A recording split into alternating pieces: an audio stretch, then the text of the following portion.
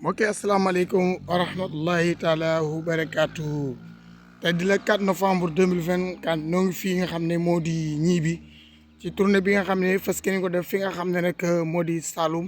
te buñ jógee fi nga xam ne moo di ñiibi daañu dem fi nga xam ne rek moo di Jutngel daañu dem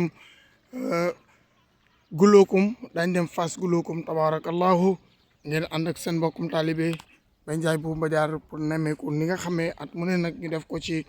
diwaanu Saloum bi waaye itam def ko ci diwaanu Sénégal gépp ànd ak waa Mbadiar TV tabarakallahu kon gis ngeen ñii mi ngi nii ñii daal mi ngi nii yi doon dégg ñii bi ngi nii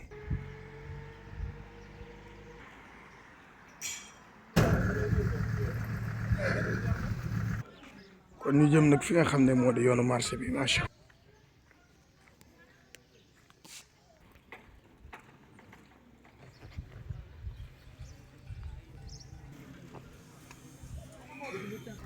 fi mooy place publique bi